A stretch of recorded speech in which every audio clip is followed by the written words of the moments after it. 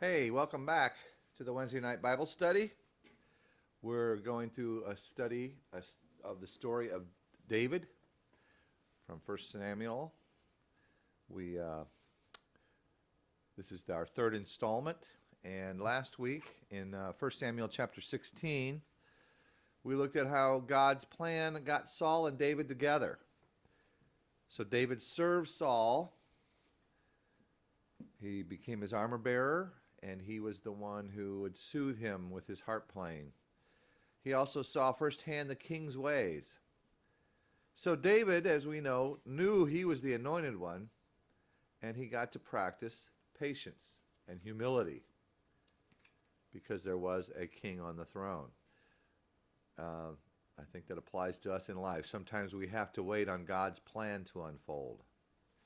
So David spent his time shepherding and serving King Saul, going back and forth, shepherding his sheep for his family, and going and helping Saul.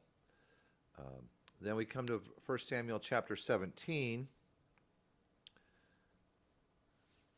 Now the Philistines gathered their forces for war and assembled at Soka in Judah. They pitched camp at Ephes Dammim between Soka and Azekah. Don't try to repeat those names because I probably didn't do them right. Saul and the Israelites assembled and camped in the valley of Elah and drew up their battle line to meet the Philistines. The Philistines occupied one hill and the Israelites another, with the valley between them. A champion named Goliath, who was from Gath, came out of the Philistine camp. He was over 9 feet tall. Can you imagine that? He had a bronze helmet on his head and wore a coat of scale armor of bronze weighing 5,000 shekels, which would be about 125 pounds. On his legs he wore bronze greaves, and a bronze javelin was slung on his back. His spear shaft was like a weaver's rod, and its iron point weighed 600 shekels, about 15 pounds. His shield bearer went ahead of him. Goliath stood and shouted to the ranks of Israel, "Why do you come out and line up for battle? Am I not a Philistine, and are you not the servants of Saul? Choose a man and have him come down to me. If he is able to fight and kill me, we will become your subjects. But if I overcome him and kill him, you will become our subjects and serve us." Then the Philistines said, "This day I defy the ranks of Israel. Give me a man and let us fight each other." On hearing the Philistines' words, Saul and all the Israelites were dismayed and terrified. So there's the drama. You got this Goliath, an armor-plated, fully loaded fighting machine, taunting the Israelites to fight him one-on-one, winner take all. And then we have the people, including their own leader Saul, King Saul, are dismayed and terrified. Another way of saying afraid. And wouldn't you be? And where was David in this picture? Because this is the story of David, isn't it? 1 Samuel 17, verse 12. Now David was the son of an Ephrathite named Jesse, who was from Bethlehem in Judah. Jesse had 8 sons, and in Saul's time he was old and well advanced in years. Jesse's 3 oldest sons had followed Saul to the war. The firstborn was Eliab, the second Abinadab, and the third Shammah.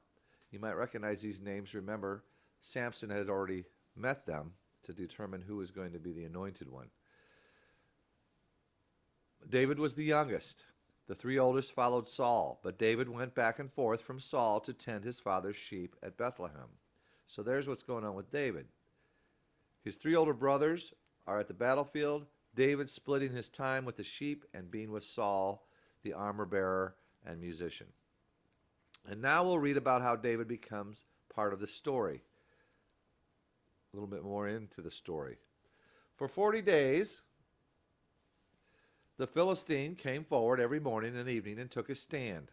Now Jesse said to his son David, "Take this ephah," it's about 3/5 of a bushel of roasted grain, "and these 10 loaves of bread for your brothers, and hurry to their camp. Take also, along these, 10 cheeses to the commander of their unit. See how your brothers are, and bring back some assurance from them."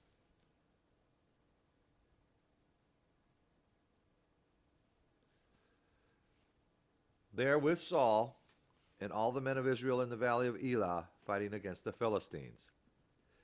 So Jesse's concerned about the welfare of the older boys. What's he do? He sends his youngest son down to the valley to deliver food and check on him. Let's see what happens. In verse 20. Early in the morning, David left the flock with the shepherd, loaded up and set out as Jesse had directed. He reached the camp as the army was going out to its battle positions, shouting the war cry. Israel and the Philistines were drawing up their lines, facing each other. David left his things with the keeper of supplies, ran to the battle lines, and greeted his brothers. As he was talking with them, Goliath, the Philistine champion from Gath, stepped out from his lines and shouted his usual defiance, and David heard it. When the Israelites saw the man, they all ran from him in great fear. So David arrives just as the soldiers are marching up the front lines. It will be another day of standoff. David drops his stuff, catches up with his brothers, and then he gets his first glimpse of the giant. And then he hears the giant's taunts. He sees how the soldiers are responding. They run away in great fear. David, on the other hand, is sizing up this pagan giant, as opposed to the righteous and powerful God. It's the giant versus his God. David is resolved to take action. Now the Israelites had been saying, "Do you see how this man keeps coming out? He comes out to defy Israel. The king will give great wealth to the man who kills him. He will also give him his daughter in marriage and will exempt his father's family from taxes in Israel." David asked the men standing there near him, what will be done for the man who kills this Philistine and removes his disgrace from Israel? Who is this uncircumcised Philistine that he should defy the armies of the living God? They repeated to him what they had been saying and told him, this is what will be done for the man who kills him. The soldiers tell David about Saul's incentives. So you got great riches, you got the king's daughter, you got exemption from taxes. That's generous of the king. But I'm wondering, now, don't you wonder why Saul, the king and most imposing man, he didn't fight for his people? In fact, that was an important reason why the Israel people wanted a king, was somebody to protect them. Remember in 1 Samuel chapter 8, we want a king over us. Then we will be like all the other nations, with a king to lead us and go out before us and fight our battles. So Saul's not doing it.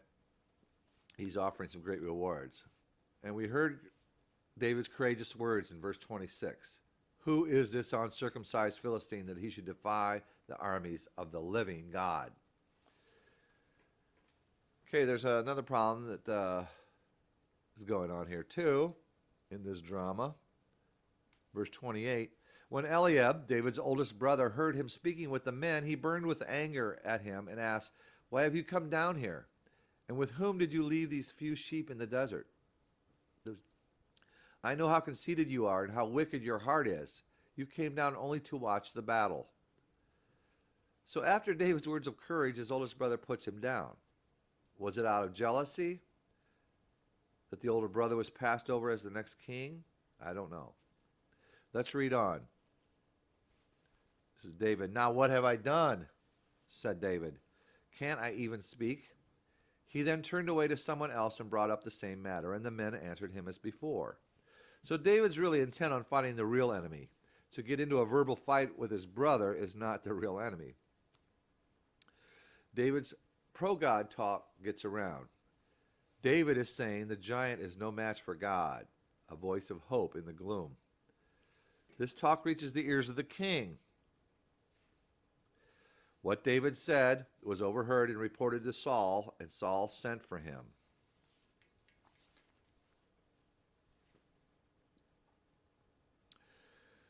David said to Saul, let no one lose heart on account of this Philistine. Your servant will go and fight him.